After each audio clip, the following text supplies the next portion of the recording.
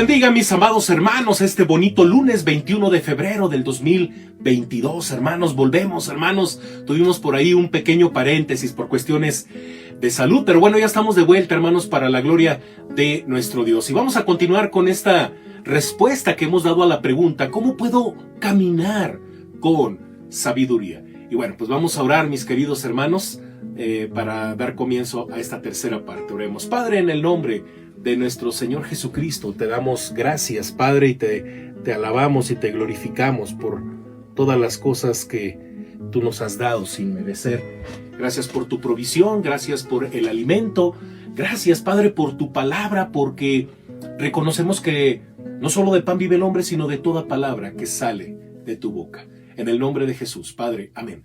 Amén, mis amados hermanos. Y bueno, vamos a leer una porción de la palabra de nuestro Dios para dar comienzo a esta tercera parte, a la respuesta que hemos dado a la pregunta: ¿cómo puedo caminar con sabiduría? Recuerden que la respuesta es cuando distinguimos entre la sabiduría terrenal de la divina. Eclesiastés 4:13 dice: mejor es el muchacho pobre y sabio que el rey viejo y necio que no admite consejos.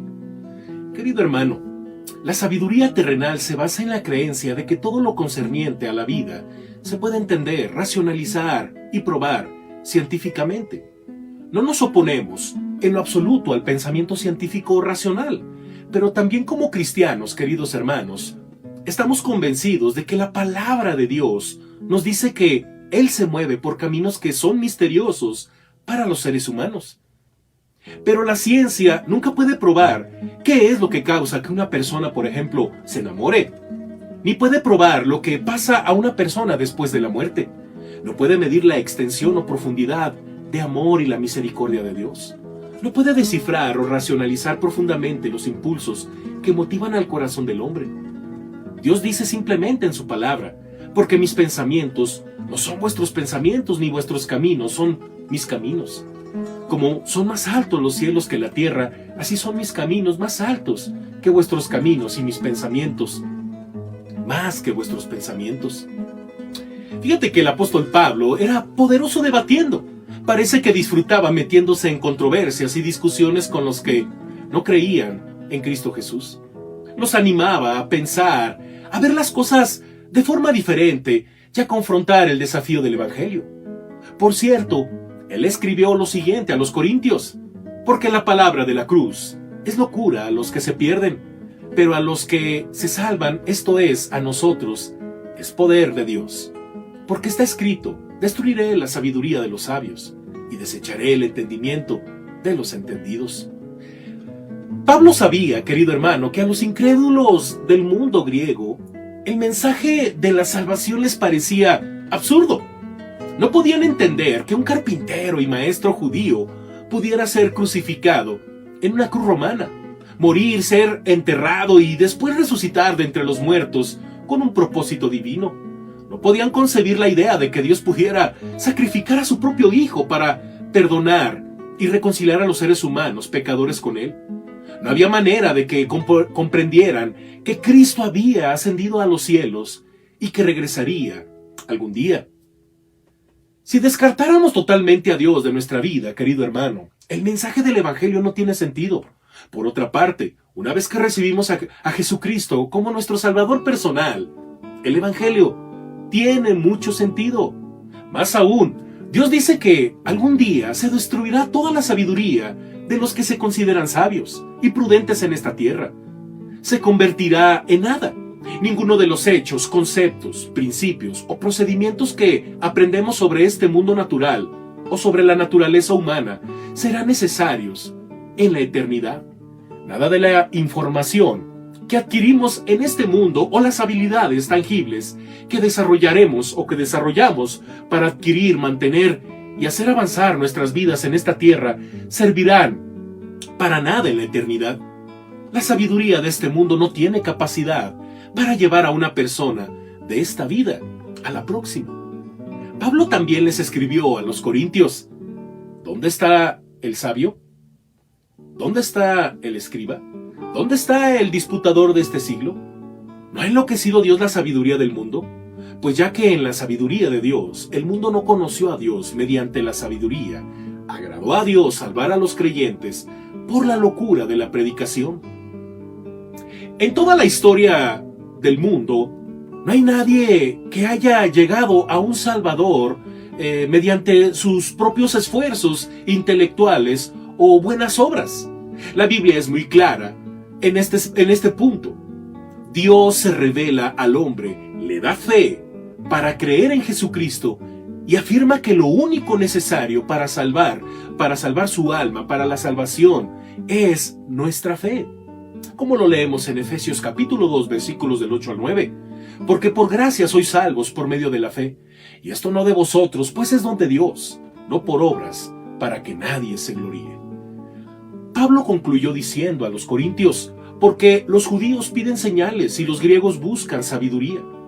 Pero nosotros predicamos a Cristo crucificado, para los judíos ciertamente tropezadero, y para los gentiles locura, mas para los llamados, así judíos como griegos, Cristo poder de Dios y sabiduría de Dios, porque lo insensato de Dios es más sabio que los hombres, y lo débil de Dios es más fuerte que los hombres. Los judíos concebían la religión como la revelación de Dios a su pueblo mediante milagros, señales y maravillas. Para los griegos, la religión era algo intelectual, mental, era básicamente filosófico. Pero ni los milagros ni la filosofía le servían a nadie para salvarse de las consecuencias de sus pecados personales o para restaurar su relación con Dios. Dios envió a su Hijo unigénito a esta tierra para morir en la cruz como sacrificio único, definitivo, reparador, final y necesario para quitar los pecados de la humanidad. Para un incrédulo, déjame decirte, querido hermano, una serie de cosas. No tiene sentido para el incrédulo que el Hijo de Dios muriera de una forma tan cruel e innoble, acompañada de vergüenza pública, para que un día nosotros resucitemos de entre los muertos y vivamos eternamente.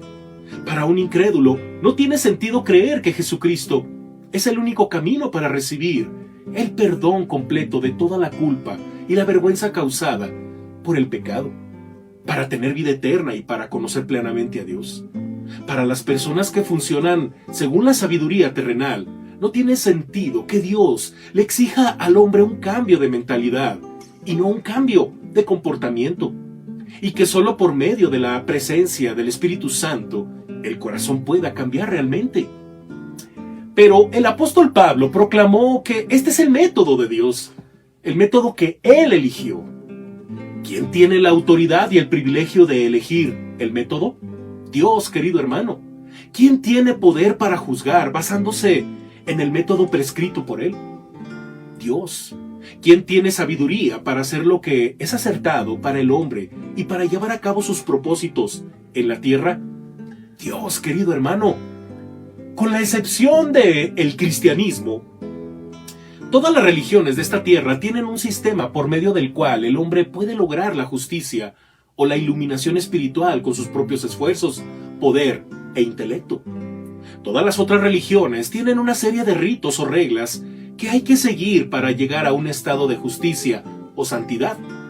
Todas las otras religiones presentan objetivos espirituales que se alcanzan según cuánto de o trabajo una persona, según lo que haga, según observe los ritos y según la profundidad con que crea que sus obras y oraciones serán suficientes. No hay confianza en una relación con Dios, no hay paz interior o seguridad de vida eterna. Dios se ha manifestado en carne humana solo en el cristianismo, en Jesucristo encarnado, nacido de una virgen, quien vivió una vida humana y natural y murió físicamente colgado entre dos ladrones. Solamente en el cristianismo, querido hermano, Dios se acerca totalmente al ser humano diciendo: lo único que quiero de ti es que creas en mi Hijo Jesucristo y tendrás vida eterna, como lo leemos en Juan 3:16. Porque de tal manera amó Dios al mundo, que ha dado a su Hijo unigénito, para que todo aquel que en él cree no se pierda, mas tenga vida eterna. Solo en el cristianismo Dios ha dicho: yo haré todo el trabajo, la muerte, el sacrificio, los ritos, la salvación, la regeneración, la renovación. Todo lo que te pido es que recibas con fe lo que he hecho y lo que te ofrezco. ya que lo puedes aplicar en tu vida. Al hombre natural, querido hermano, anclado en su orgullo y arrogancia, le parece demasiado simple creer y ser salvo. Al hombre natural que desea ganar y lograr algo que le haga sentirse más importante, le parece demasiado humilde inclinarse ante Dios y ser libre del dominio del pecado. Para el hombre natural, Dios tendría que haber colocado a su hijo en un trono y no en una cruz. Para el hombre natural, Dios tendría que haberle dado larga vida a su hijo y no 3 cortos años de ministerio y después la muerte. Para el hombre natural, Dios debió inspirar a su hijo a escribir una declaración doctrinal, un libro de reglas o un plan de estudios para estudiar y memorizar. No a predicar un simple mensaje que dice, cree y recibirás. Sea como sea, querido hermano, por muy absurdo que le parezca, al ser humano no redimido, Dios eligió revelar su poder y sabiduría por medio de Cristo Jesús. Porque allí donde termina el entendimiento humano, comienza el entendimiento divino. Allí donde termina el poder del ser humano, tiene lugar el poder de Dios.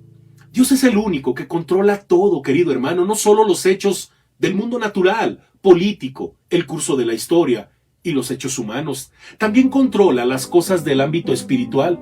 Dios es el único que tiene toda la autoridad, poder y sabiduría para ordenar las reglas, establecer el proceso para obtener el perdón y garantizar la vida eterna y darle dones espirituales.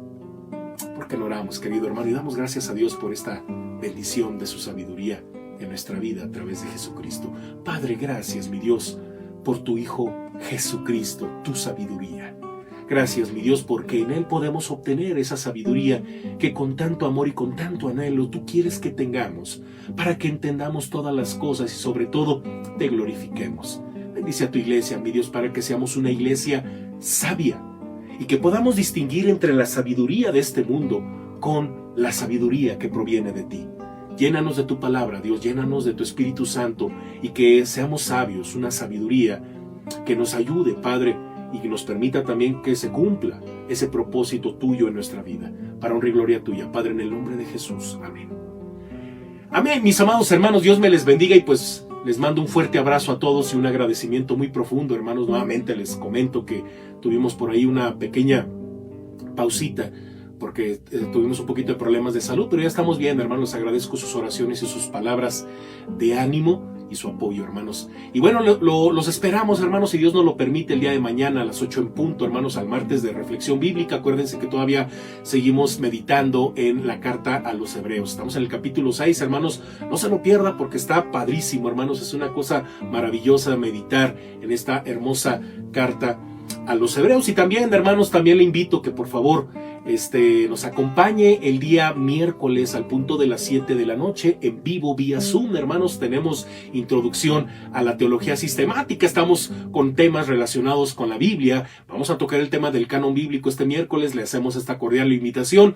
El día jueves también, hermanos, tenemos jueves de evangelismo y discipulado. Lo espero al punto de las 7 de la noche vía Zoom, hermanos, para que estudiemos disciplinas prácticas para la fe cristiana. Venid y ved, hermanos, estamos estudiando el tema de la iglesia, hermanos, no se lo pierda. Y a las 8 en punto tenemos también un mensaje evangelístico, un testimonio de parte de un servidor, o quizá también una sorpresa, hermanos, para que no se lo pierda. Y también el día viernes lo espero con mucho amor, hermanos, para que tengamos nuestro culto de oración en vivo al punto de las 6 de la tarde vía Facebook, hermanos, y retransmisión a las 8 de la noche vía YouTube. No se deje de conectar a sus actividades de grupos de oración, departamentos de estudio bíblico, hermanos, y no deje de participar al reto príncipe, hermanos. Estamos en el libro de Deuteronomio, y también no deje de ofrendar, no deje de diezmar, hermanos. Y bueno, esto es todo, hermanos. Cuídense mucho, descansen. Un fuerte abrazo, hermanos. Hasta la próxima. Bye.